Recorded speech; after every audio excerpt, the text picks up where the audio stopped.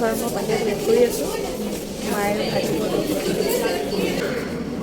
প্ৰথমতে আহিয়ে ৰেজিষ্টাৰ কৰাব লাগে পেচেণ্টৰ, তাৰ পাছতে এই ফাইলখন দিব। ফাইলখন লোৱাৰ পাছতে মায়ে বহুতখিনি টেষ্ট কৰাব দিলে। সকলোখিনি টেষ্ট কৰি লোৱাৰ পাছতে মায়ে মানে বহুতে ভোক লাগি আছিলে যে, সেইটো কাৰণে কেণ্টিনলৈ লৈ আহিলোঁ খাবলৈ বুলি। এতিয়া মাইক এই ৰুমটোলৈ লৈ অহা হৈছে। ইয়াত মায়ে প্ৰেছাৰ, ৱেইট সকলোখিনি চাব আৰু গোটেইখিনি ৰিপৰ্ট পঠিয়াব ডক্তৰৰ ওচৰলৈ।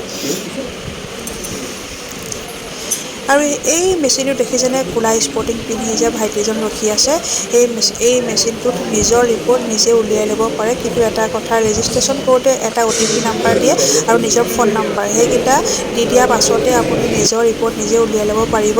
ঘণ্টাজুৰি ৰখি থাকিবলৈ একোৱেই কাম নাই। আৰু এতিয়া মানে সকলোখিনি ৰিপৰ্ট চাই লোৱাৰ পাছতেই মাইক ICUত দিলে। মাত্ৰ 4-5 ঘণ্টাৰ কাৰণে ICUত ৰাখিলে। আৰু এতিয়া যদি আপোনালোকে একেবাৰে ধ্যান দি শুনে তেনেহ'লে আজানৰ মাত শুনিব।